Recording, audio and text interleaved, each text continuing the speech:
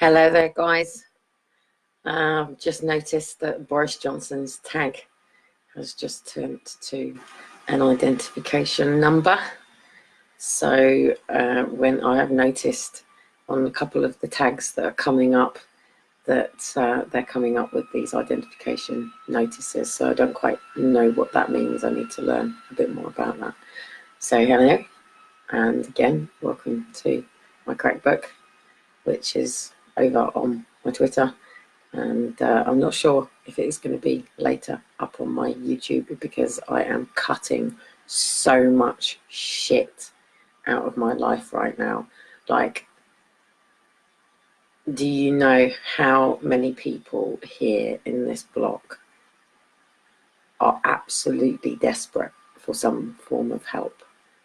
And my tolerance to this social care system, this multi-agent system that is wrapped around individuals and families, I am disgusted with what I see here living in this environment. I wasn't going to live tonight because I just didn't feel like it, and to be honest, I just wanted to get into bed and I wanted to watch a film because I have logged nearly 2,000 fucking books and paperwork and albums and CDs and DVDs around today. I ran out of petrol, so I had to stop what I was doing. And the reason that I'm doing this is because there is a couple, and I've got a story. There's a story for pretty much everyone, but I'm going to just talk to you about the individual cases that I am dealing with. Like even tonight, yeah, I have had to go outside to a lady absolutely crying her eyes out, trying to get out of a taxi that is clearly in a hospital gown. The Asian taxi driver was just stood back while she is literally crying her eyes out, trying to lift herself out of the taxi. And in the end, I've just had to sort of like just knock on Jasmine and just say, look, watch kids, I've got to go down and deal with this. This is ridiculous.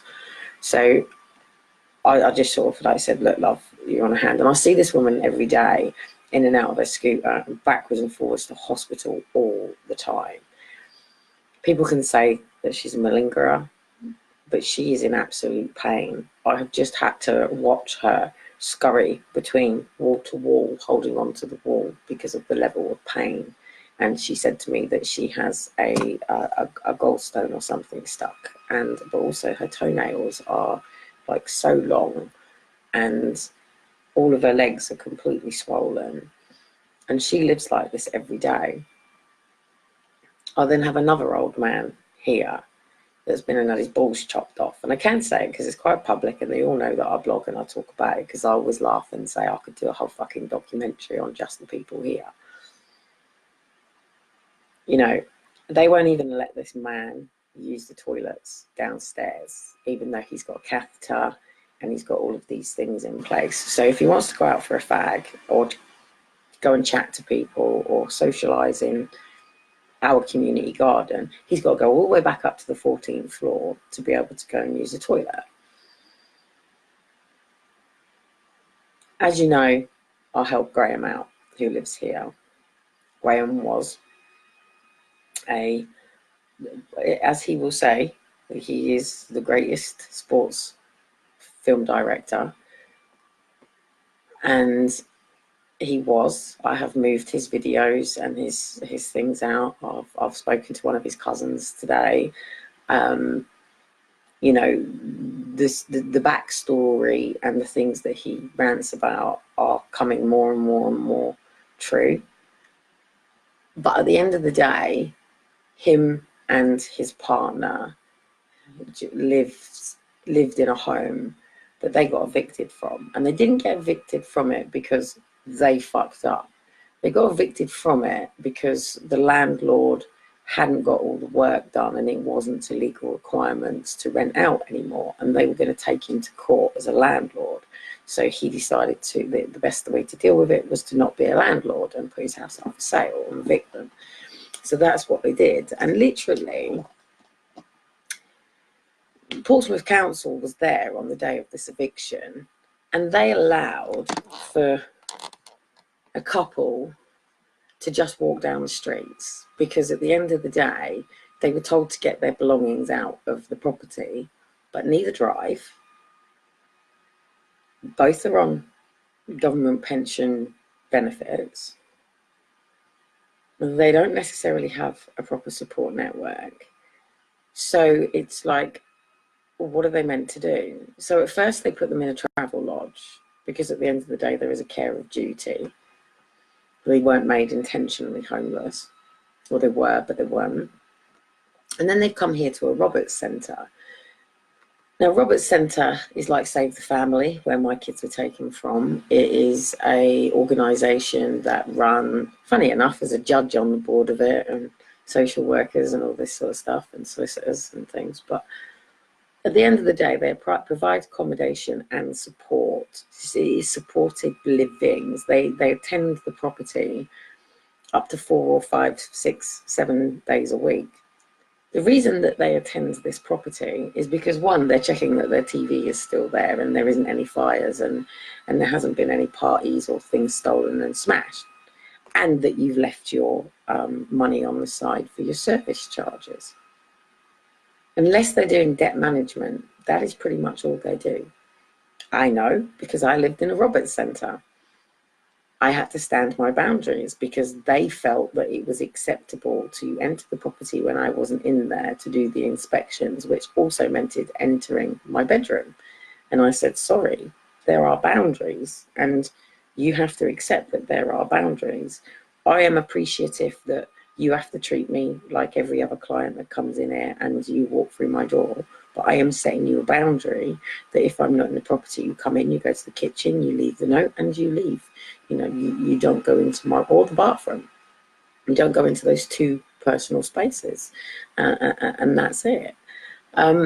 So at the end of the day, Graham, as you know, I met Graham because when Donald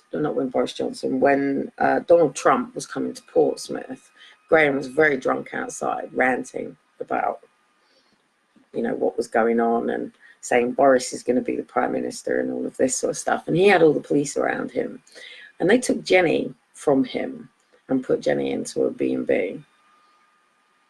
And then they put a note through Graham's door to say that the property of the content of the house had to be removed by 12 o'clock a couple of Thursdays ago, right?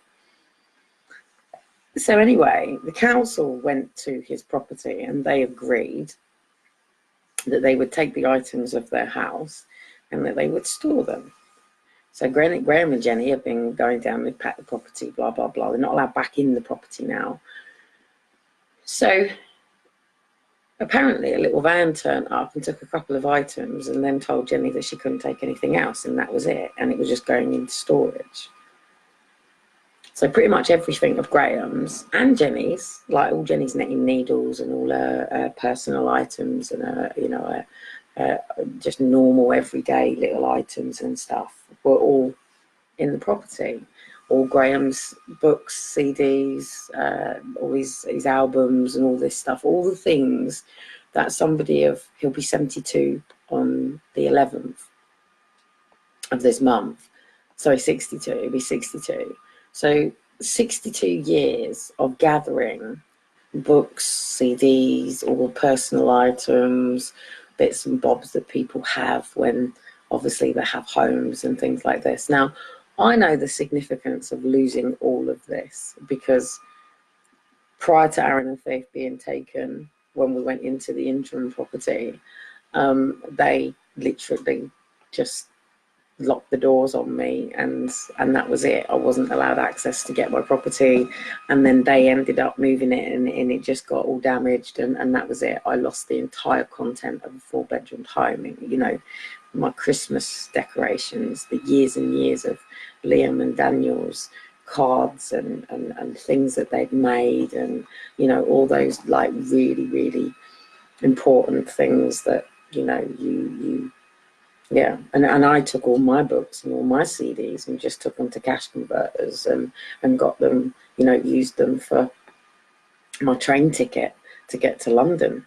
That's pretty much what I did. You know, I just sold up everything that I had left and got to London. I started train hopping every day after that. But, you know, at the first time I was like, shit, I need to buy a train ticket. And I have literally, like, these last couple of weeks, I've been going back and forth. The first time I went and my car fucked up and I ended up bloody with my steering and my car was gone. So, you know, I've had to change over cars and all this sort of stuff in the middle of all of this, which Graham's friend Graham has helped with. I've got something on my foot that is annoying the fuck out of me, and it has done for a couple of days. So at the end of the day, I rang the Roberts Centre this week and I said, look, you know, I've got 2 kids. I'm dealing with Graham, who you clearly know is an alcoholic, and I could do with a van and a bit of help to do this. And they said no. So then they told me that Graham actually isn't allowed any of his personal items in this home. And I said, well, that's not true. I said, because I lived in the Roberts Centre and I had my own personal items, so you can't begrudge a man from his personal items.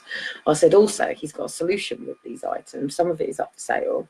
Some of it is, you know, he's got, you know, some major fucking, like, literally, I've had £1.5 million in my car today. Well, it's lucky I'm a very, very loyal and honest person. I have had jewellery in my car. I have had everything from necklaces, chains, jewellery, things like that. I have had, you know, absolute, like, bespoke, rare fucking LPs and things. You know, books that are worth hundreds and thousands of pounds of knowledge, because obviously he comes from an aristocrat place. So he's got, you know, books that are of the elite shelf that you don't quite find in you know, say Waterstones or something. That's just for the common people. We don't get educated on that stuff. Do you know what I mean? We just get the recycled common stuff. We don't get, you know, what is taught at the elite schools. You know, you'd have to find that stuff given away, and actually they're not allowed to do that, by the way. There's so many books that obviously we the people aren't introduced to, which is what I tried feeding out from Success Resources down to the common people, which got me in trouble and got my kids taken.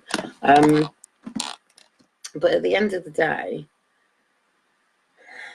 I'm dealing with another lad, very angry, wants to smash people's faces in.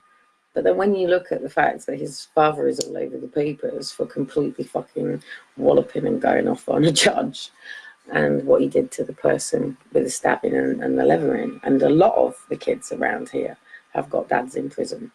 Some of them have got mums in prison. There's a lot of stabbings here. There's a lot of fights here. Even my own son, I actually witnessed him seeing that people put knives in their bike handles here. You know, even he knows that they're in there, and he's 3. Well, actually, this was it was Shiloh.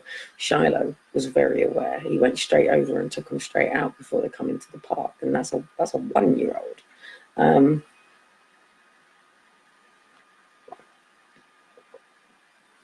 I've got a Roberts Centre here. Roberts Centre here. This is the end of my corridor. There is a Roberts Centre pretty much on every floor here. This is meant to be a Cat C building. I've got mums here struggling to work, children that are latchkey kids. You've got people with all forms of different illnesses, things like that. The problem with this multi-agency is, 1, you're not building relationships, and 2, it's not 100% holistic, because how many people have been under social services, but you might have a housing officer there, but do you ever actually have your work job coach there, your benefit there? Well, that's the be all and end all of your funding. That should be looking at an indicative budget. That should be looking at the whole holistic needs of that family and designing that financial budget based on that family's needs. And then somebody should be sitting there as an advocate making sure all of that is done. If that is in employment, then you should have that person assisting you and helping you into self-employment or employment. If it is that you are going to be going into rehabilitation, then they should be supporting you to do that. You don't really find your GP in the middle of all of this stuff. And if you did have your GP, then you should have a personal trainer and health and all this sort of stuff. And I find it really frustrating because the more I see of families, and the problem is as well, is the blind leading the blind, because you'll find a lot of people in this situation help each other out in little ways. Like, you tend to find those who are most broke run the homeless kitchens. You know, it's those that are in destitute that know how it feels to have nothing. And it's those that have been on the streets that help out those that were on the streets, things like that. Do you know what I mean? The majority of people who end up working for the services, and I say the majority, there is a minority that go into it because of their own personal experiences. But the main, I just saw a comment quickly come up, but the main, I can't think, that's just completely lost me. That's why I don't tend to read until the end, because my head just goes completely off. What was Maria saying? She's saying, oh my God, that must be awful living there. You should be given a bigger flat or a house. I'd hate to live in a multi-story flat. I mean, I can't stand it. And this is another thing. Take the fact that I have a diagnosis, legal diagnosis for Asperger's. Yet even today, my two boys have sat on this sofa with me today with their hands over their ears, and Elijah hiding himself because the drilling was so shattering in this flat today that the boys had to cover their ears. It makes me pace. And if it goes on for too long, I can be shouting at the walls. I can be shouting at, you know, the actual workmen. And sometimes I will say to them, can you not have a day that you have an hour off? You know, I'll go fucking mental. But it's called a meltdown, because that is sensory overload to me. But that's what I mean. At the end of the day, Boris Johnson wants to talk about mental health, and that's what I've put in the subtitle. And we're going to come up, and one of the reasons I want to talk about this mental health thing is we're going to come up with a set of videos for everybody to do that is going to have all of the hashtags. So every mind matters. So what I was sort of thinking is we might have like hashtag every mind matters, but you took my kids, or we just want to push the amount of families that have had children taken because they've been diagnosed, or I got diagnosed with mental health, they took my kids. You know, do you know what I mean? I was diagnosed with borderline personality, they took my kids. I was diagnosed with bipolar, they took my kids. I was diagnosed with this, they took my kids. But nobody ever assessed how they affected my parenting. You know, we need to get these sort of videos out now. We need to be talking about it. So at the end of the day, what is mental health? Mental health is a branding. Mental health is a branding subsection of the NHS that basically looks at it was basically a poster. So basically in a hospital from your GP, there is a therapeutic section, which is based on, they never used to be called mental health workers. They used to be called, what did they used to be called? This is really bugging me on my foot. I can't think what they used to be called. HCAs, the healthcare assistants, and psychologists, psychotherapists, counsellors, and within this remit. So basically any person who's maybe having bereavement counselling or been through trauma, and they go see this person. And obviously there's people that have, you know, massive breakdowns. And what basically happens is it's like the foster care industry. It's an industry. So mental health is the branding. It is the promotion for the services. So that's what they did. It was like Father Christmas and Coca-Cola to advertise Coca-Cola. So basically it was just the branding that promoted the services for people to come along if they were feeling anxious, stressed. Are you feeling depressed, anxious? Do you have states of anxiety? It was that sort of thing. So basically, as I keep telling you, we get trauma. Like today, I've blocked Ding today. Never blocked him before on Twitter because I've never been unblocked. But I can't be asked with sitting there seeing him liking these fucking women post things, whether it be innocent in his order or not. I don't want to see it. I can't tolerate it. It's not part of my life. You have your eyes on me, nobody else, and fuck off. It's as simple as that. I'm the most loyal person you'll ever meet when it comes to relationships, faithful as it fucking comes. And the reason that I am is because I had a father who wasn't. You know, that completely fucked my family up. So, and I have been in relationships with people that are unfaithful. I can't be asked watching that. I'm going through enough as it is. So I've set that boundary because I'm not willing to tolerate seeing that or going through that. You want to go do that stuff, you go do it away from me. I'm not interested. So the reason that people get mental health issues is because they don't have certainty. They can't, most people don't know themselves. So therefore they have this frustratedness or this confidence issue or these things going on, because at the end of the day, why would anybody know themselves? Because literally you come straight out of your mother's womb or your mum's stomach, and you know, you went potentially into your father's arms, maybe, you know, laid with your mother. You might have gone onto the breast, you might have gone onto a bottle, probably got passed around some family, friends and some people, and then got stuck, you know, put down in your crib to look up at the ceiling, and then, you know, little bits of stimulation and things, and probably got taken to some zoos and some parks and, you know, some play zones and down to the park, and then you went straight into this education system. Now at 2, it used to be 4, and literally you're taught to sit down, shut up and do as you're told, and listen to this information from a book that a teacher's going to regurgitate to you, that actually never actually got any life experience herself, because she went straight through the education system, straight to college and straight to university, and then she become a teacher. Might have had a gap year, woo woo. Potentially doesn't have any children, potentially not sustained, you know, a relationship or marriage, and chances are she will stay in that every day, with maybe going off on holiday or maybe booking 4 or 5 days off to go to a protest. But you know, at the end of the day, you're not being educated by somebody of a learned standard. I've always said that you shouldn't be able to do a PhD until you get to retirement age. That should be, you should do your degree, and then you should master once you hit 40, and then PhD once you hit your 60s.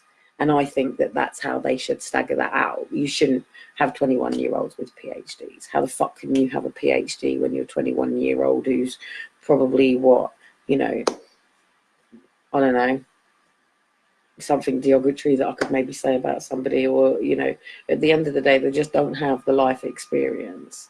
I'm 41, and even I'm now starting to get to a point where I think, do you know what, this is sort of the age that we should really be having children. Obviously being far more settled within my life, but as an individual who, we go through this cycle of ages anyway. If you want to look at Piaget or any of these things that talk about the different fundamental stages of, you know, children going through all of these stages, hence why they talk about the subconscious and the unconscious mind, and the id and the ego and the super ego, and how we go through these natural stages to achieve these stages of being balanced and grounded. If we miss these stages, then whoops, off to the mental health person. You know, so no wonder people are coming out of a conveyor belt education system, and then they come to people like me and I say, who are you? And they look at me as if to go, hello, my name's Kelly. Yeah, I know, but who's Kelly? Who are you? No, my mum. Yeah, okay, that is a role that you have, but who are you, Kelly? Oh, well, yeah, you know, and when I first ever deal with anybody coming to me that you can tell 100% has been absolutely Babylonian, wrapped up in the systematic fanatic brain, and they have never thought for themselves, or they have constantly rebelled against it. So actually they're complete opposite of who they should be, because it's like I always say to Dean about his graffiti art. You know, when is he actually going to do the art that he's really good at and loves? Because the graffiti that he does is a reflection of his attack on government. So he's not actually putting his heart, mind and soul into the stuff that I see him do. Like, Dean is an amazing oil painter. He does this most amazing fucking lineage thing that he does that has this 3D effect. But at the end of the day, he does his stencils and he puts them out. And the reason that they have to do them is because obviously they have to go up quick. You know, you haven't got time to, I mean, why everybody ever thinks that this particular brand is just one person, and actually look at the art and think, how can one person actually do that? You know, it's a team of collective of people that go out and do these boom, boom, boom things that they do. It's really difficult to talk about something that's so exclusive, really, isn't it? But, you know, but at the end of the day, that is just him being reactive. That is him antagonizing the system. That is him going and fucking hitting it and going, there you go, there's one in the fucking face. So that's not him being his true self.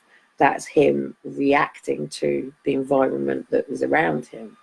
To be his true self with his graffiti, and also his graffiti comes out of an anarchist part of him.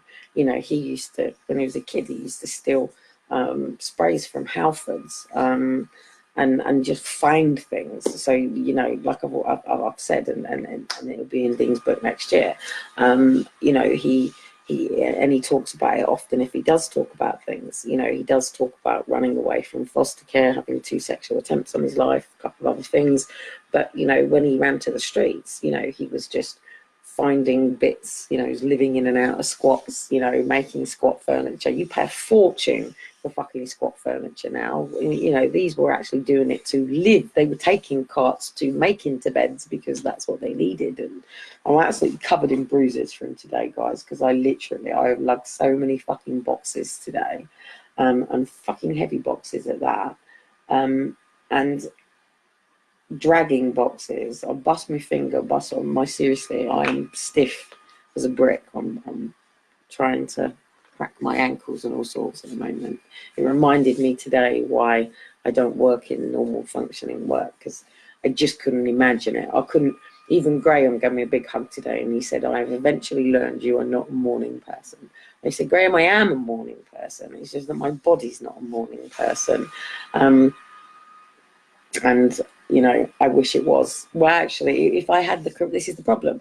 If I had the correct support system that somebody like me with EDS has, and also I've never, ever been clinically diagnosed with dyslexia. Yeah, 100%, you know, if you actually see how I write, how I do things, and what I overcome, how I use spell checker and stuff like that, you know, they've been doing SENs on me for years, but I'm such a chameleon that I will mask, you know, whatever challenges that I have very quickly, because in my family it wasn't good to have challenges. It wasn't good to struggle. You were praised for being strong and independent. You weren't mollycoddled for being a victim. You certainly weren't a victim in my family. Do you know what I mean? So, but at the end of the day, not one of us can do anything without somebody else. We are meant to be co-creators. We are meant to be in co-symbioticness with each other. We are meant to be all of one of the same, if you understand that level of energy and vibration and things like that. And I talk about vibration a lot because even my computer is vibrating. I am vibrating. If I get you all to literally, sorry, seriously, when my body is bad, my skin and everything goes. But if I basically get you to just rub your hands together like this, rub your fingers, and try to maybe look up towards a light. If you keep doing it and you can feel the level, and you might actually, if you hold your hands together, feel between the palms of your hands. And if you actually look, and you can do it with your thumbs as well, just quick with your thumbs. If you actually look, you will see, and it's no different than on a really hot day when you can see the mist that comes up on the road where it's so hot, and you can actually see the atmosphere and the air. And so energy is no different than that. We're not taught, even though the majority of people my age, and obviously they're banishing a lot of this stuff now, but it was always Catholic school, C of E school, I can't, from grammar school, I think, but each of them all taught about God and the devil. Did you? Oh, actually, you haven't seen me on Twitter because I've been actually using Twitter lately. So I've been posting Twitter stuff out that I don't know if it comes out on my Crackbook. It used to be set up that way. So if I posted on Twitter, it comes to my Crackbook, and if I post on Crackbook, it goes to my Twitter. It just says whether it's come from Crackbook or Twitter. But I've been posting over there, and I can't think what I was going to say now. But what I'm basically trying to say is, oh yeah. So basically, they teach. Oh, that was what I was going to say about Twitter. The MP who wrote a quote out and put out on, it's on my Twitter. And this MP has basically written a quote, but it's Satanic Bible. The quote comes from the Satanic Bible, and quite a lot of people have hit up on it, going, "Does he realise that he's just quoted a satanic scripture?" And obviously, there's been a really, really, really big case in the papers today about a man who's paid somebody to rape his daughter, and he has been performing what is called witchcraft. So witchcraft is a ritual. So people do spells. Spelling. Come on, people, wake the fuck up. When are you going to realize we are in the devil's fucking lair, mate? This is what it is. This is who runs this world. He was ostracized down here, and we all got fucking kicked down here. This is his playground. This is his toy. Hence why the majority of them are quoting, satanic. But even though in courts we swear on the Bible, okay, they don't, it's not necessary now. Another thing that's banishing. But even the Queen, God save the Queen. God save the Queen, yes, not British Army save the Queen, or Parliament save the Queen. God save the Queen, yeah. So at the end of the day, it's written in fucking stone that there is God and Lucifer, so however you want to see it. And this spiritual war goes on, the subconscious, the unconscious mind, but we're not taught about positive and negative language. It's called linguistics, neurolinguistics, basically. So basically how the words that we speak about, we bring about. We're not taught this stuff in school. It's not like we sit in Harry Potter's School of Witchcraft, and I'm not a witch, by the way, I'm not pagan at all. And I don't condone any of the dark arts in any way, shape, or form. I'm not saying that, don't stand in the light, but I do not agree with any person who wants to perform a ritual that involves some form of sacrifice. And that doesn't matter whether that sacrifice is human beings, as the woman said on her absolute crazy fucking rant the other day, eat the babies. And people can look and go, eat the babies? Eat the babies? Did she just say eat the babies? Did you not see her conviction, mate? Did you not see the woman fucking meant it? Have you not seen that there's people out there right now who are quite happy to take their 3-year-old kids and cut their fucking dicks off and, turn them into little girls? I'm sorry, but no, could you imagine Elijah coming through and saying, well, he does. Elijah come through wear my shoes if he wants. He'd prefer to choose his dad's, but, he can come through in my shoes. He thinks it's funny to wear my hat. If he came through into my shoes, she's like, oh, love, do you want to be a girl? Should we go and cut your dick off now? There's some really, really fucked up, twisted people in this world. Do I have a right to say there's some really fucked up, twisted people in this world? By whose standards? By whose perception? By whose acknowledge of what is right? I think somebody who says eat the babies is pretty fucked up and twisted. Should we say that that person has mental health issues? Here lays the question. Is it mental health, or is it just somebody's character, values, and basic belief systems and structure? Because people's intentions will come from a place of harm or help. People will come from a place of healing or hindering. People will choose to doubt or create. You know, people will choose good intentions or bad, you know. So the people's core fundamentals and values come from within their own written DNA, but it comes from the environment that they have been born into. I mean, look at Jamie Bolger, you know, look at quite a lot of other kids that have been known to stick dynamite up cats' bums and straddle dogs onto to things, and this stuff is really difficult to talk about. But at the end of the day, there is personality, character, values, and beliefs, and then there is people being out of character, and this is where mental health then comes in. It is about somebody who knows themselves, knows who they are, knows what they love, what they're about, what's going on in their lives, what they want to achieve in their lives, what their goals are, what their aspirations are, and what their dreams are. And they get up every day to deal with this. But then all of a sudden something might happen and they slip into a bad place and they go, whoa, hang on a minute, I've been like, my wife died and I've been drinking and drinking and drinking and drinking. I'm going to go and speak to the doctor and I'm going to sort the shit out. And I'm going to sit down and talk with my family and friends about what I've been struggling with. And I'm going to go and get problems with being an alcoholic. Do you know what I mean? That is when it is out of character and you get help. What they're trying to say is like borderline personality, that you can be border your personality. Borderline personality is not a fixed statement. It just means that this is a person who hasn't really got to know themselves.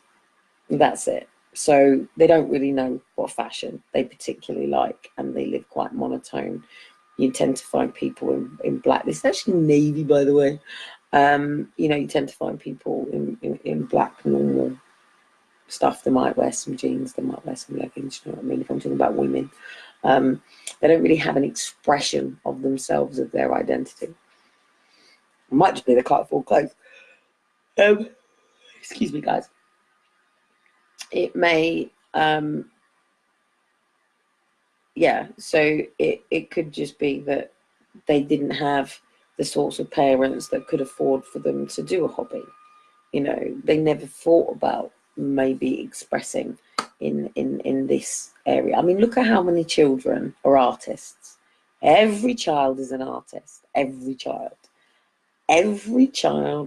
has had a picture. Whether mum has whipped it up or put it on the fridge is another matter. I have never had any of my art ever put on my mum's fridge, or my dad's.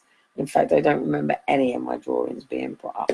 But at the end of the day, we as people who come out of our mother's wombs or stomachs or whatever, eventually picked up a pen and pencil and we started to create and draw and do things, and we all did the stick man. That's why we got the stick man. That's what that was.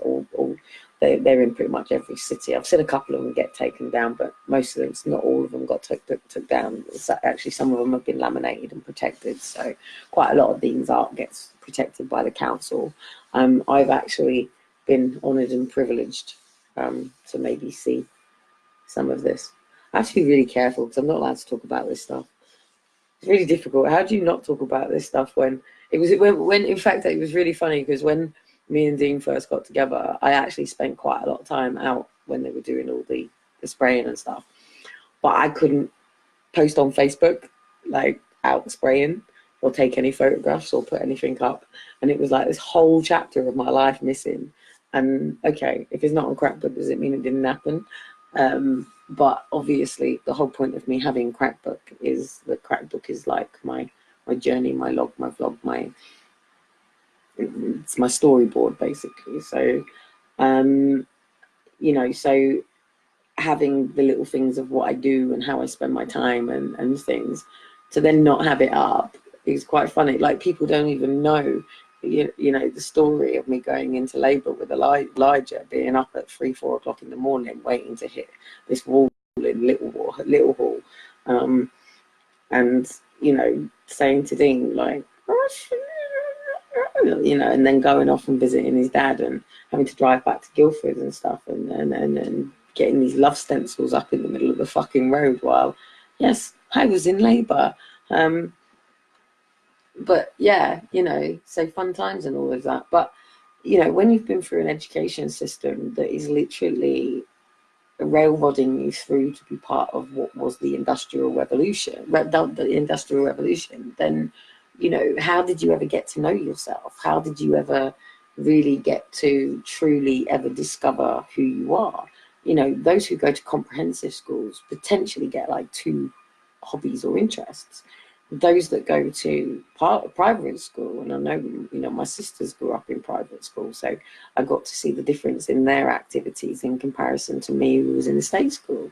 You know, my sisters were doing things that, you know, I wouldn't have had a clue about. You know, I couldn't have done these things, and they do them through the schools. And you know, even if I ever brought a musical instrument home, you know, they didn't go to my mum's for a start.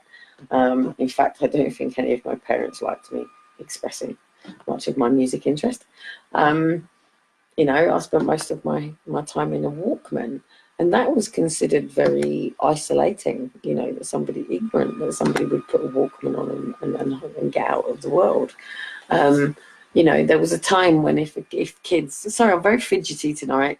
There was a time when kids, if a kid said that, you know, that they wanted to be a computer gaming programmer, you know, kids couldn't sit on computers. You know, now, you know, it's okay. It's cool to sort of do these things and stuff like that. So, trying to keep my legs off camera, but also just, I seriously, I do this. I'm such a fidget. It's so annoying. People really struggle with me if you're actually just sitting and chilling with me, because it's actually why I don't like to have a lot of people around. I'm not a naturist per se, but I spend a lot of time in my underwear. I don't like my jeans on when I come home, so I'm trying to sort of stay off the camera. And I find it fucking annoying having to go and get dressed because somebody knocks on my freaking door and stuff like that. So, but boundaries and all of that. So, what was I going to say? You know, you can't raise a society based on the tools that they've given and then point fingers and go, you've got mental health. You see people walking around, you know, move and they'll talk to themselves, and you could turn around and say, whoa, that person's mental. They're like talking to themselves. And that's what being lonely does. That's what spending so much time in isolation does. That's what spends so much time in your own mind does. But that's not permanent. And this is the problem with this mental health thing, because it makes so much money, the branches on the trees, the different diagnosis, the pharmaceutical companies, of course, we've got to bring this in here, because at the end of the day, if you see a psychiatrist, then straight away they're going to be putting you on medication. Should we list them? Should we actually go on this whole list of all of the different medications that every diagnosis is given? In fact, we should do a whole live on what is your diagnosis and what was the prescription. And you will probably find that, yeah, it's pretty much the same drug, maybe a bit of a added little bonus or something to little bits and things. Can't straighten my leg, it's doing my nutting. Seriously, I do this when I'm so achy. It's why I dance. I dance to release my body, crack my body, try and do things, pull my toes, things like that. So at the end of the day, one, because I'm going to cut out, I'm going to probably leave it before the hour tonight and start trying to get these shorter and shorter and shorter, because I'm going to have to start uploading them and things like that. I have really got to put boundaries in my life, like 100% boundaries in my life. Everybody here No disrespect, but you're not my personal friends. You're not in my private life. I have a private life and I have a public life. My private life and my public life have been blurred for so long that, and because it's a journey, and how do you not involve certain things? I can talk about my bowel motions, because my bowel motions is part of my EDS. And if everybody knows, is one of the reasons that I don't go out in the morning. That will all be in the book about EDS. One of the trials and tribulations of living with floppy bowels. It's quite interesting times. And I'm sure people have heard many stories of my catheters. At the end of the day, we as human beings, we are a physical body. We are a spiritual body. We are our heart, mind, and our soul. We will either be connected to source or we won't. If you are connected to source, then the likelihood of you struggling is less. You may have your bad days and things like that, but it's less. If you are not connected to source and you are in complete depletion and you don't have a vision, then you will perish. That is just fact. And actually, the more I study people, the more I study successful people and non-successful people, it all comes down to whether they have a clear vision, whether they have an absolute set. Oh, sorry, I really don't like having it's because I know that I'm not particularly decent under this live, because I had no intentions of living today, and I've already had a couple of people in my own life here be a bit smutty with me this week, and I don't like it. And in fact, I'm not very nice if you try to cross me in quite what should I say, a less gracious way of approaching a female woman. And if you're being quite crude with me, I'm not likely to make you feel very inferior. And I'm renowned, even when I used to work the clubs, it was known, she isn't a dater, she isn't going to be one night standing with you. And that's it. That woman is on a search for a husband, and that is it. Yes, she's had a divorce, but she was a kid, she was a teenager who got pregnant, you know what I mean? It's a bit different. Can't really beat me up and penalise me. So anyway, topic of conversations. We, the individuals who have had our kids taken, need to jump on board of this whole mental health thing at the moment and use it as an awareness for what's going on, and use it as an education tool. So it is now time to write to all of these things and say, hey, you diagnosed me with this, and the consequence of it was that I had my children taken. Are you aware that currently in your system that this is going on? That sort of thing.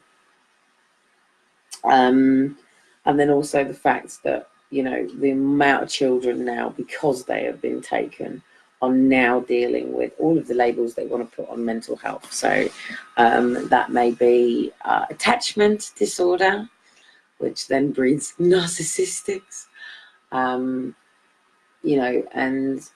kids have, and then obviously you become antisocial because you've got trust issues.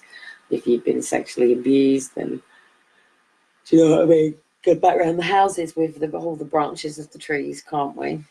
But anyway, Boris Johnson is not going to be leading you into the light.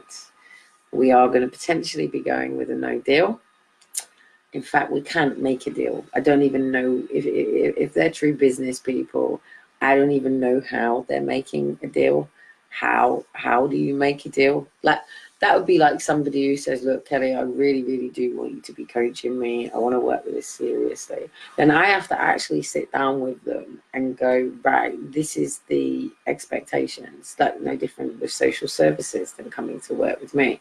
The big difference with me is I'll go through your wheel of balance immediately, and then, we work out where you are, where you want to be, and what is in the way, and we close the gap, or bridge the gap if it can't be closed.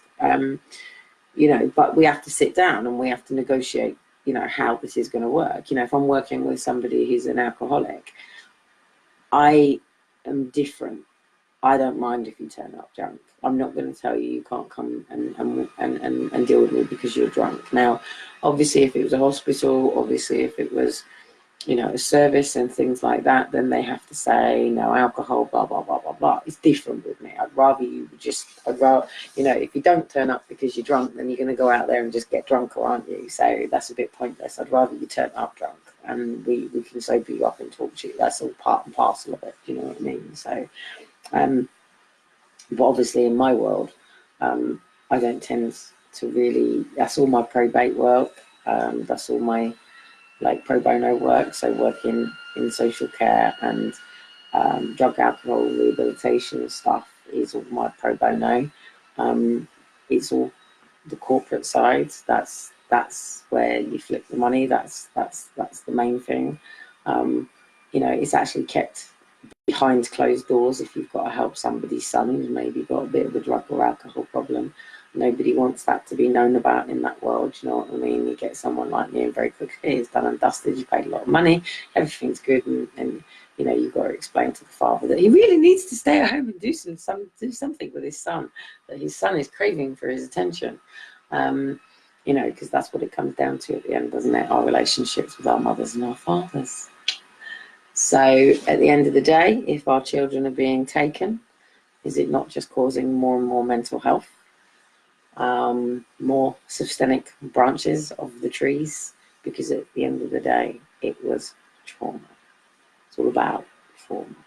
So anyway, if you do go through the mental health system, what you will be taught is boundaries, and that's what I'm going to be talking a lot about lately.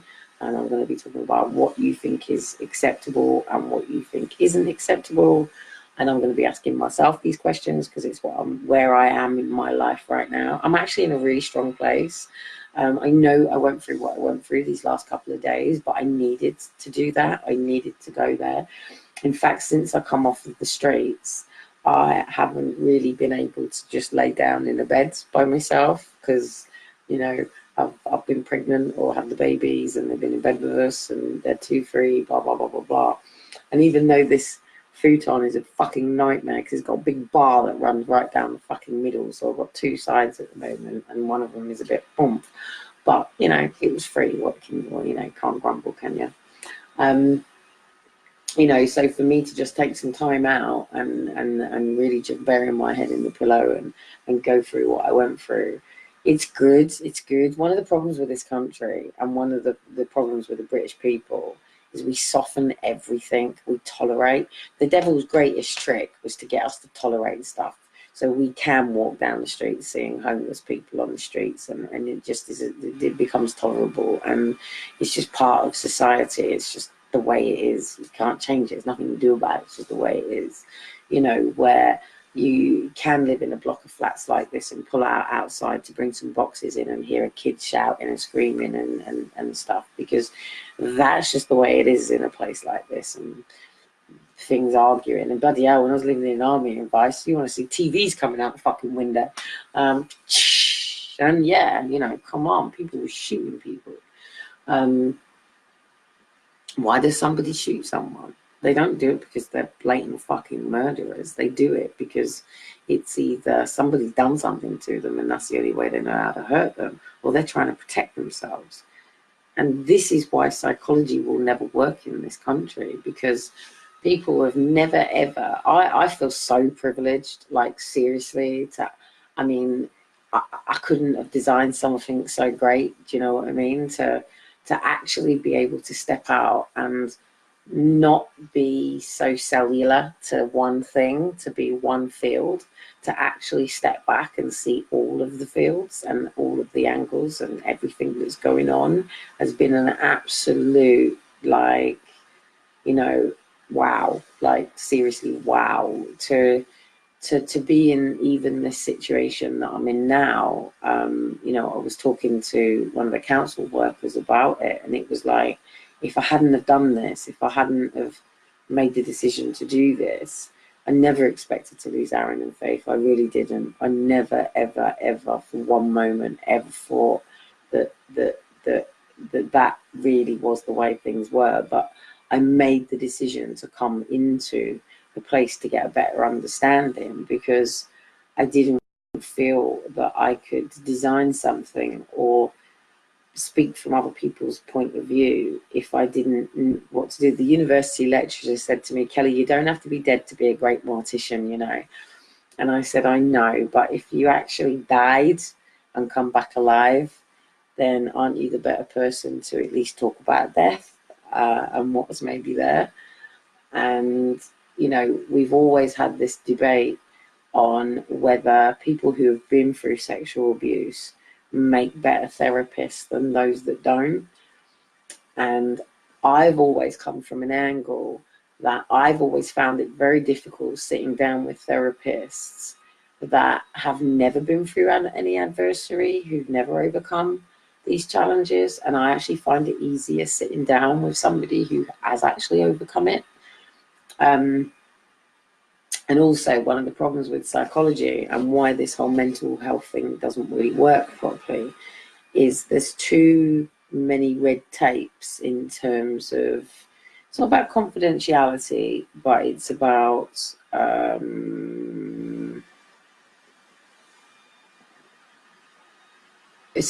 more the ethics side of, say I work in a psychology department and I'm having a really bad day, and my colleague over the road is, you know, a relationship therapist, and I say, do you know what, me and Dean, like, you know, this is absolutely fucking crazy. Our wires are crossed so much, what, you know, and we really need to sort this shit out. We've never really been in this situation. Can we come and talk to you?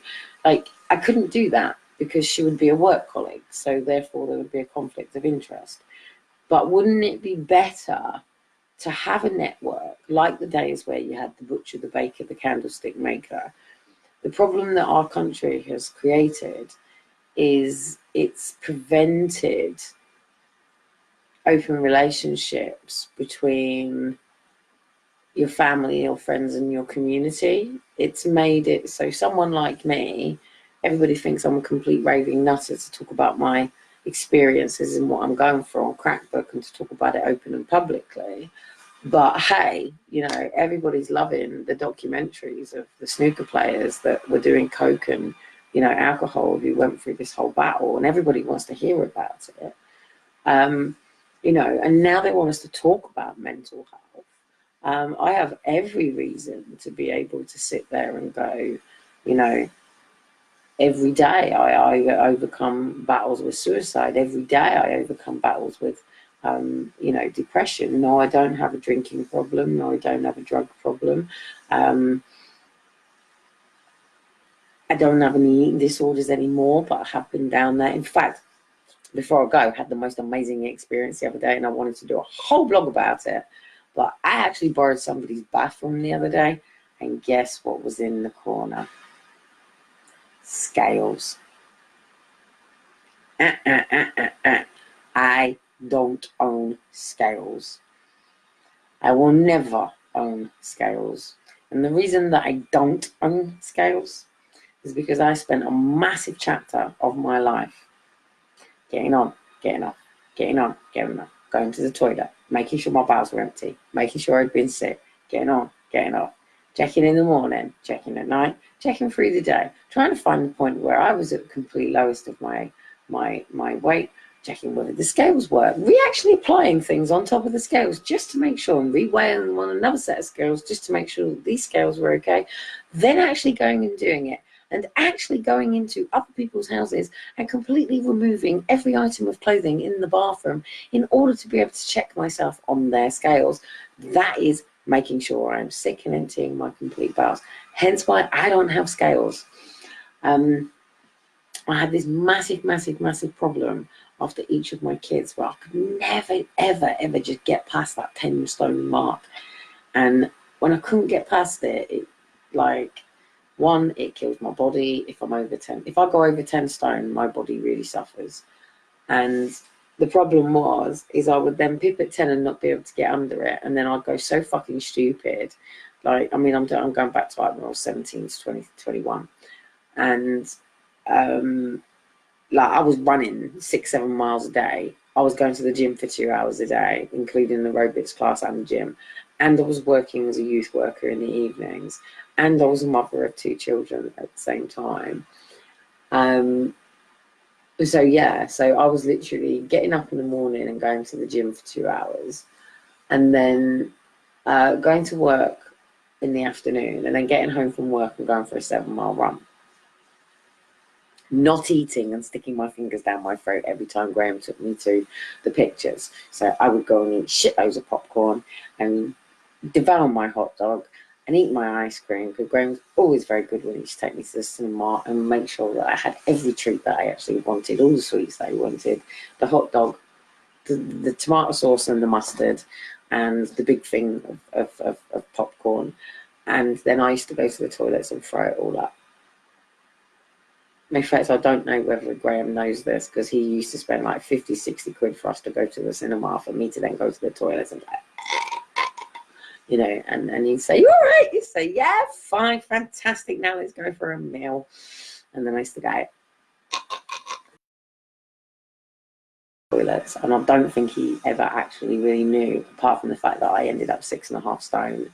And yeah, I don't. In fact, there's a photograph, and I was really, really, really bad. In fact, every time Dean comes back, he keeps going like, "Kelly, you're losing way too much weight."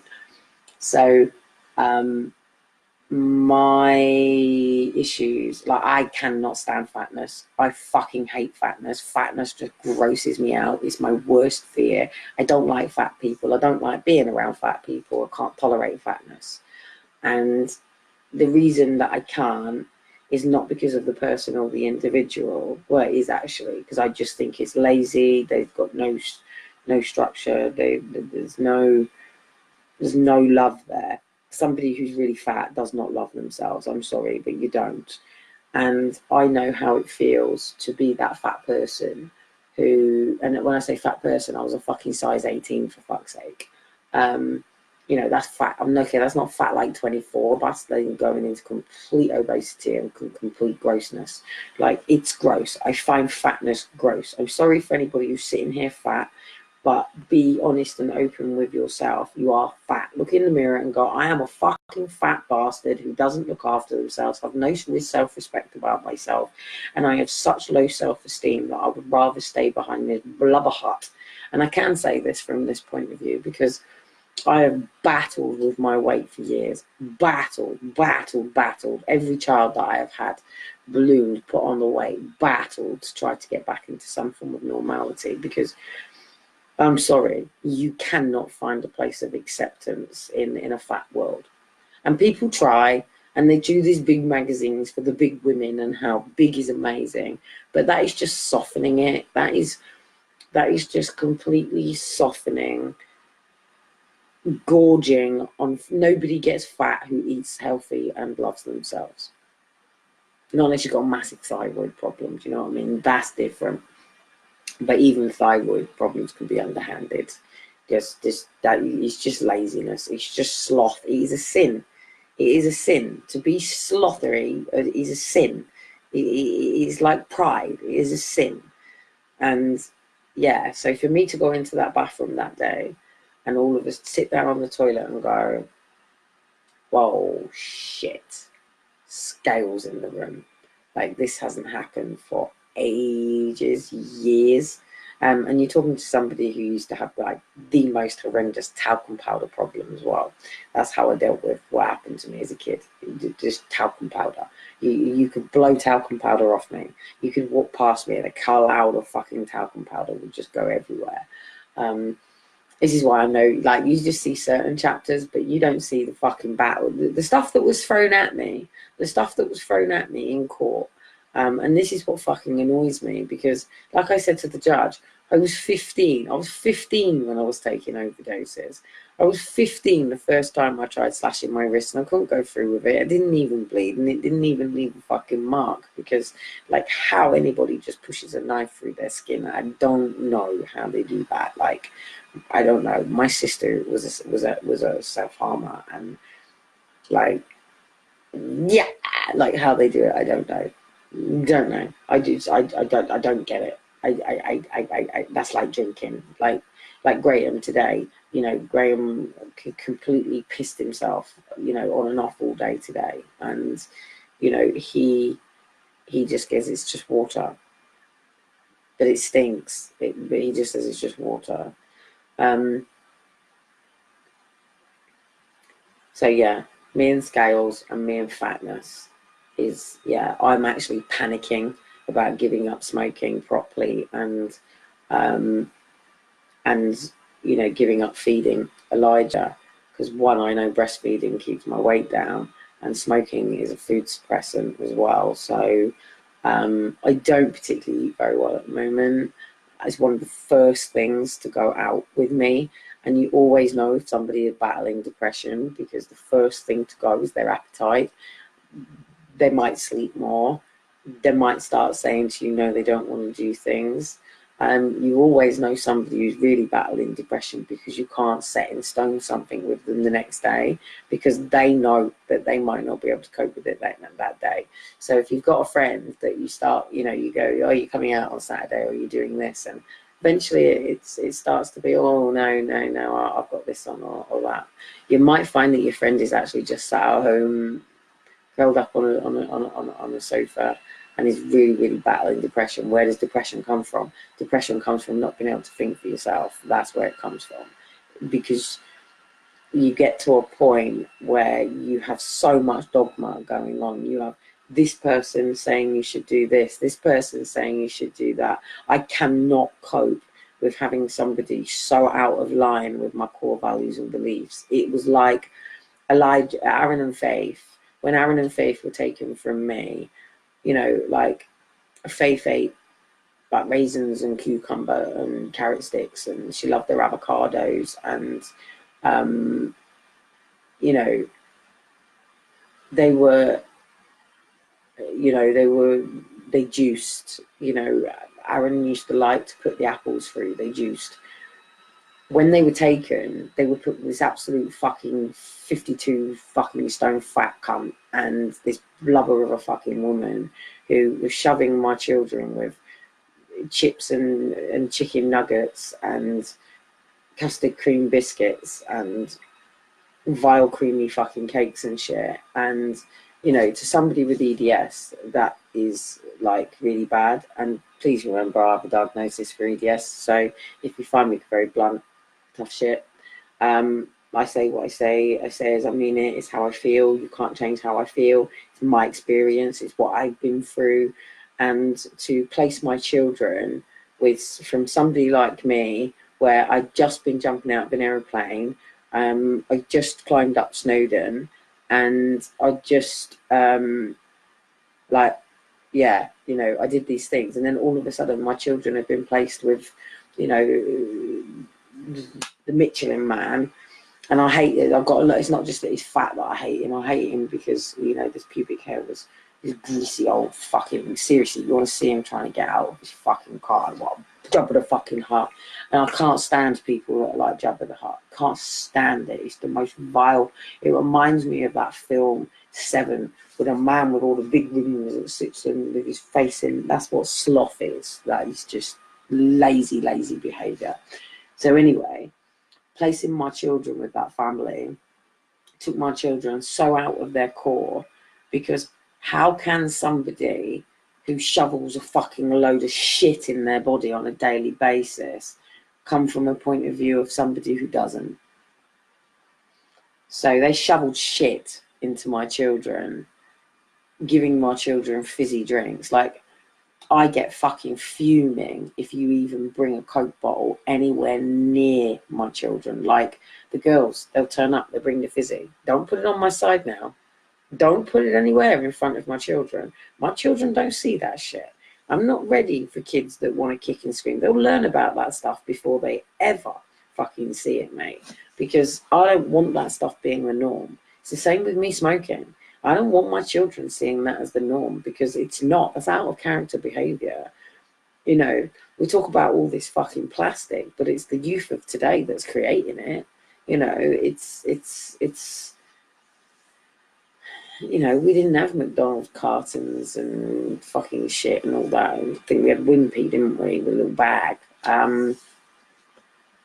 So yeah, me and the scales. I'm trying to attempt to write a blog about my attitude towards fatness and why I hate it, why I loathe everything about it. So also, you know, so I'm dealing with someone with a masculine energy, and that's really difficult. So I have to cut this stuff from my life now. I have to. And it's not because of arrogance. It's not because I think I'm better than anybody. It's just that I have to protect me. And as I always say, if I'm not right, I am not right for this home. I am not right for you know, for my life. I'm not right for Dean. I'm not right for the boys. I'm not right to get my court case right. And some days I can't even touch that stuff, you know, and I can't be, it's like I'm trying to get my schedule right, but it's the same as my kids going to live with them people.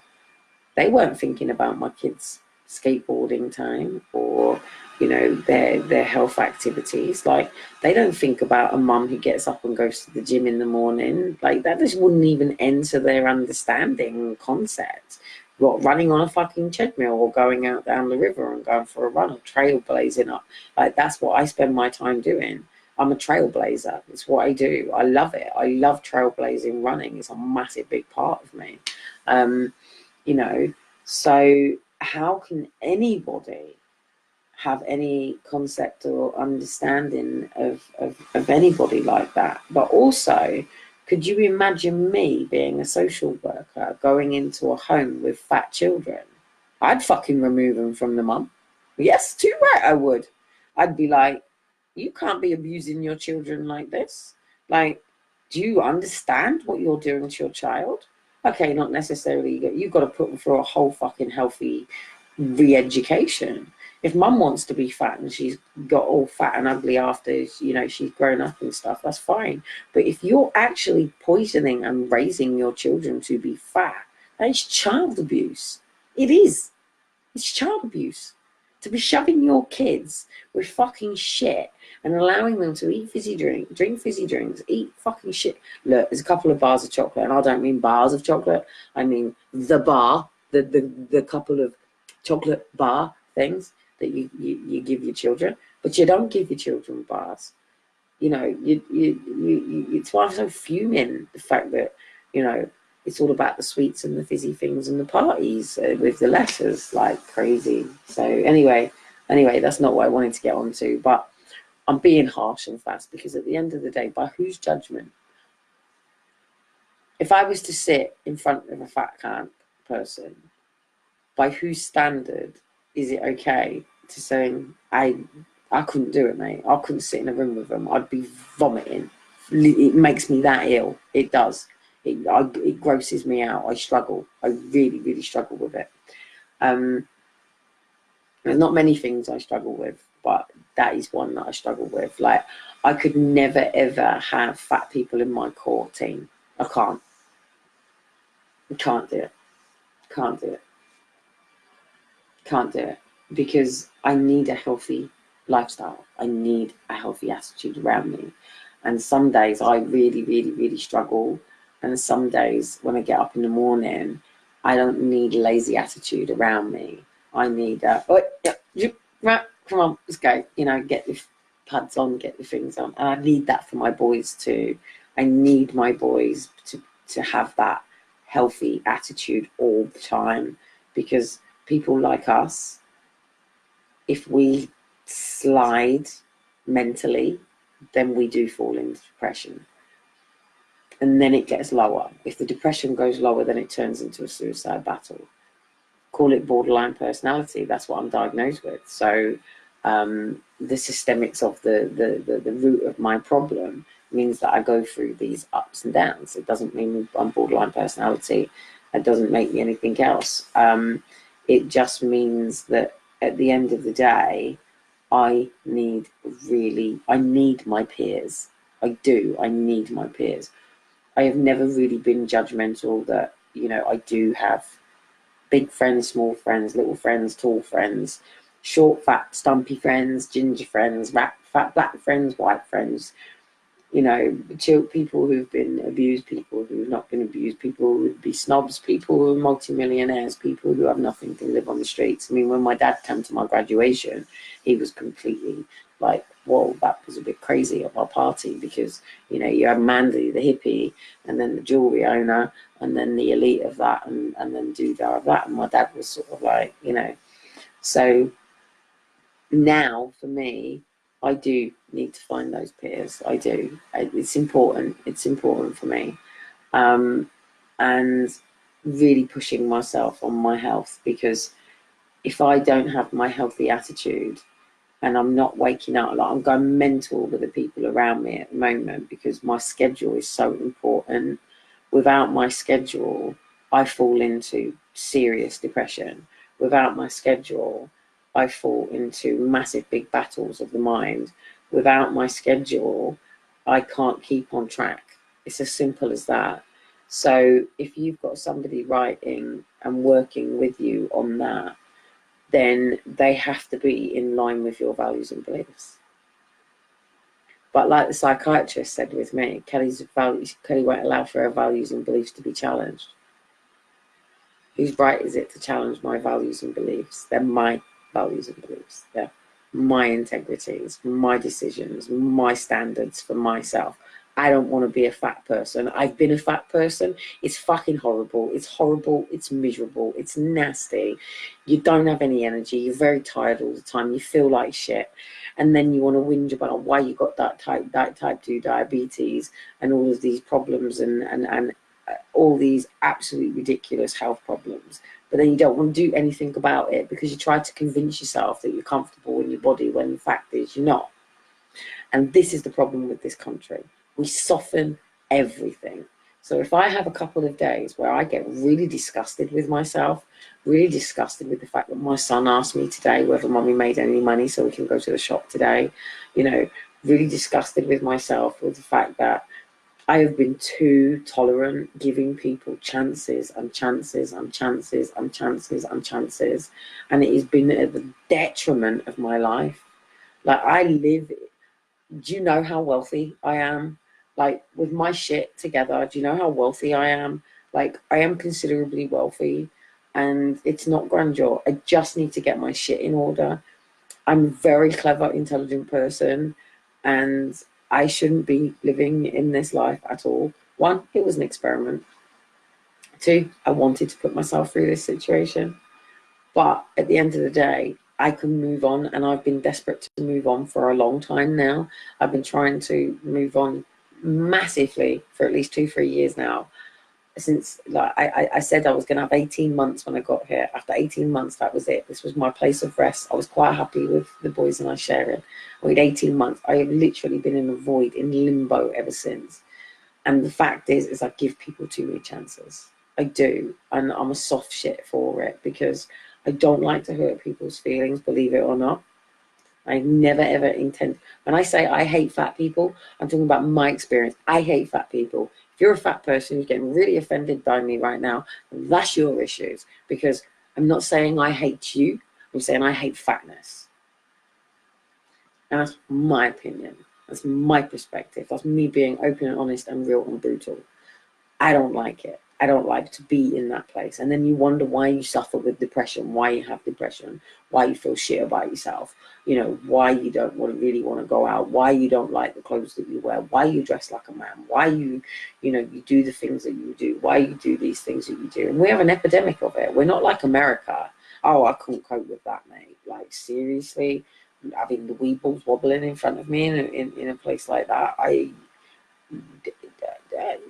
and no, I don't need a therapist to deal with it. And it's like snakes. I don't have to like snakes either. No. And if I want to earn money and people pay for me, tough fucking shit.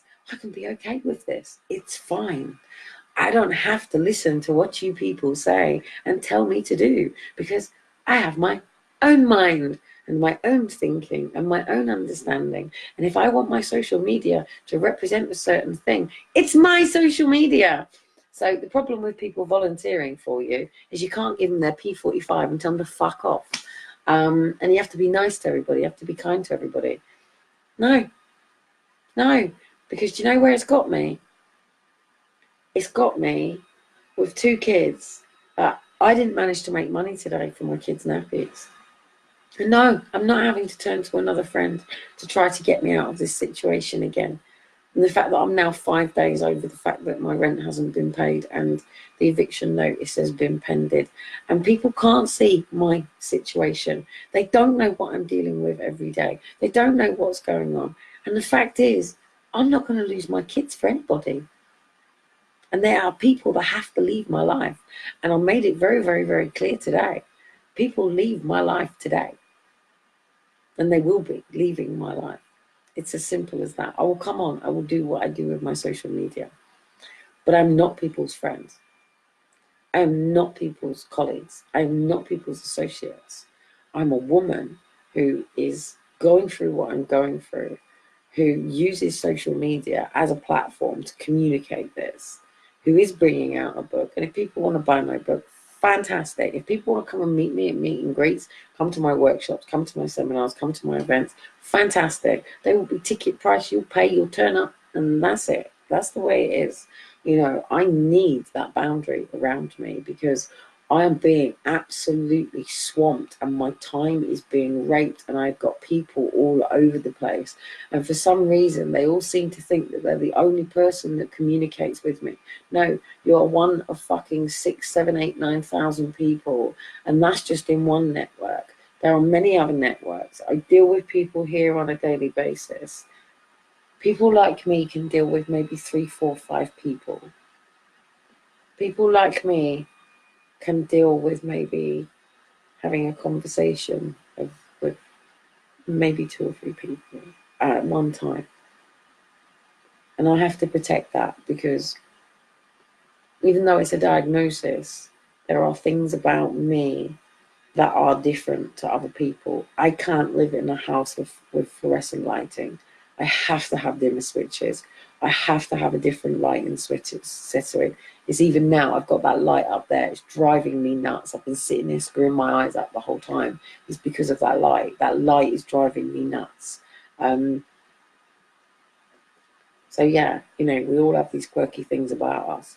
But does it really have to be put in a mental health box? Does it really have to be she's mad, she's crazy?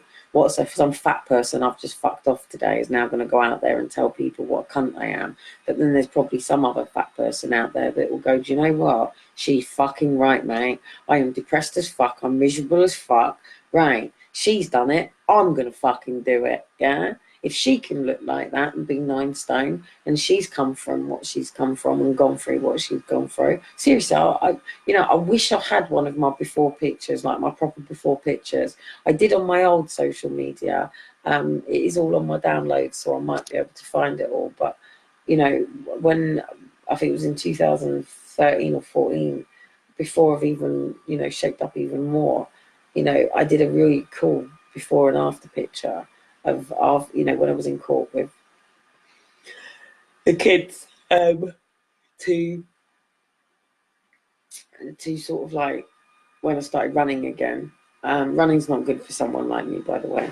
And yes, I do still struggle with this eat for your blood type. Should I be a vegetarian or should I be a meat eater?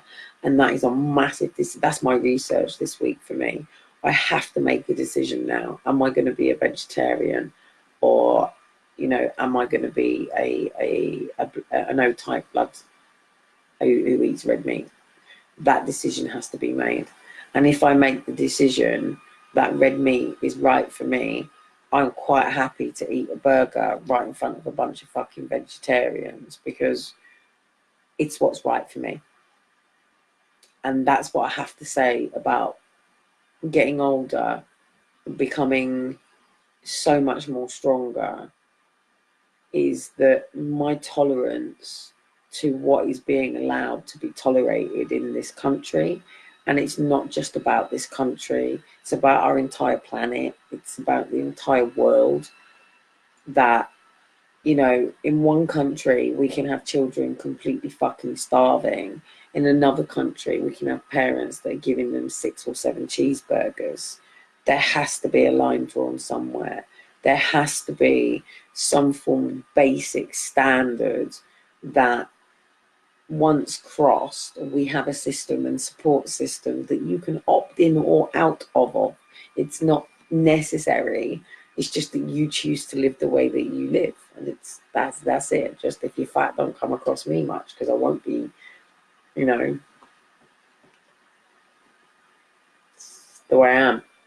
It's just the way I am. It's my worst fear. To get fat again is my worst fear. And I'm not going to put any energy into that or give it any form of direct, because I know exactly what will happen now. And if I do that, then I will manifest every circumstance and everything in my line to go back to that place. And it is not a place I'm going back to. No way. No way am I ever going back there. If I even see, and I've already been through it, where a little bit of the back of me has got a little bit chubby. No. It fucked my knees up, it fucked my ankles up. You know, I always felt like I had a chin. You know, my arms scratched and my legs were scratching together. You know, I was getting chafing in my legs. And no, I don't ever want to go back there. I don't ever want to go back there. But was it mental health? No. I just needed help with understanding health and fitness and what was right for me. And it would have been right to have supported me with a personal trainer. In fact, it's the best thing this country could do for someone like me right now.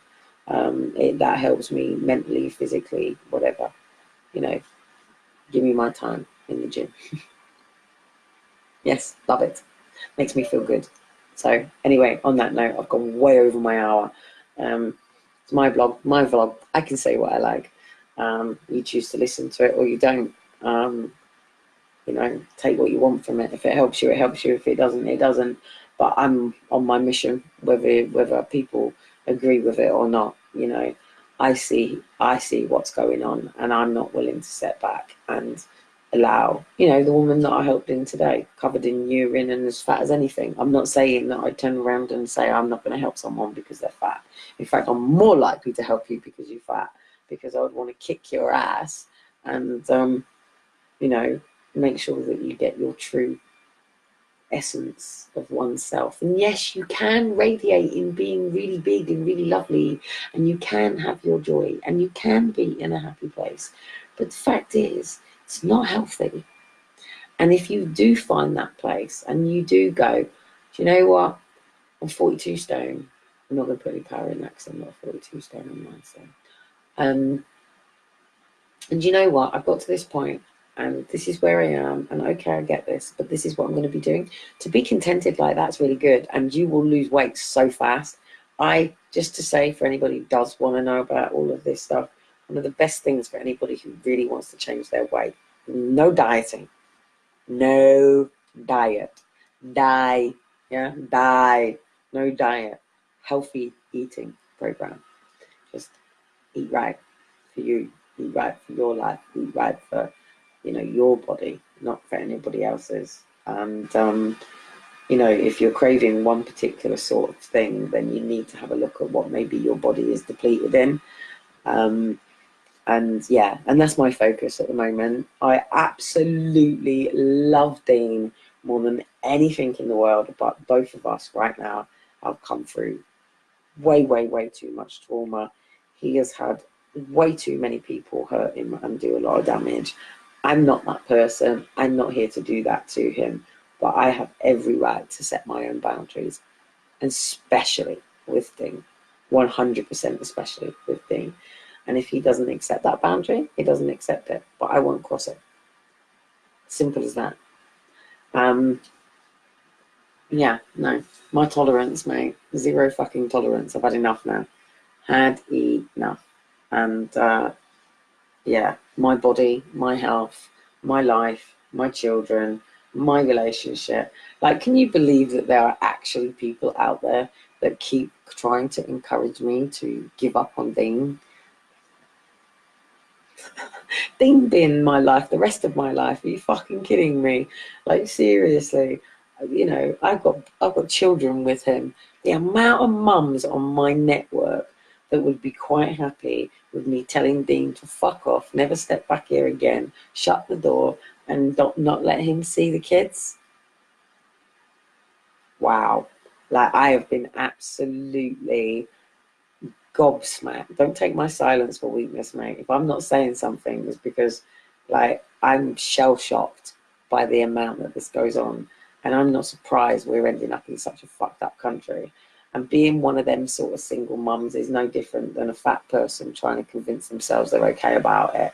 That is just single mums with an attitude that have got their daddy issues and a fucking hate men, and I can't be arsed with it. So yeah, so like I said, I've loved digging out this gangrene these last few days. It's taken me to some really shitty places, and it's made me really look at some of the feelings and emotions, even dealing with loneliness, and coming to a place to actually say that, you know, I really feel lonely around so many people that I've got nothing in common with. And the only thing we've really got in common is we've had our kids taken, but the fact is we don't have anything in common. And I really, really need my field, my peers, people that I can have conversations with. I spend most of my time with an alcoholic aristocrat because I can have conversations with them about Larkin and you know, Shakespeare and poetry and art and history and politics and well, we can't really talk about politics and religion. He certainly is. He's starting to maybe think there's a God only because he thinks I'm his angel. But then, you know, they're crude bastards that take the piss out of me as well. Do you know what I mean? So, in fact, what do they call me? Call me Bridget Bardot. So I get called BB. So BB is my new nickname with all these old leery fucking men. BB. So yeah, if you want to catch up with a vlog and journey of Shelley Cottam and fucking halting this adoption drive, and I've got a couple of things up my sleeve at the moment. I'm hoping that a couple of people are going to take over the 6 peaches that have been shut down by XR, just to, like I've always said, it's not the movement I support, it's the method that they use. And it's what, if you go back to 2014, I said very clearly what places needed to be taken, what things, and they've gone and done like pretty much exactly that. So it's the method. And also, if you actually watch Who's in Control, like watch Paul's video, I can't remember if I posted it out, but the police are moving XR off one particular pitch and moving them down to Trafalgar Square. And Paul turns around to the policeman and goes, excuse me, in a line. And he goes, oh, sorry. And he steps back and he goes,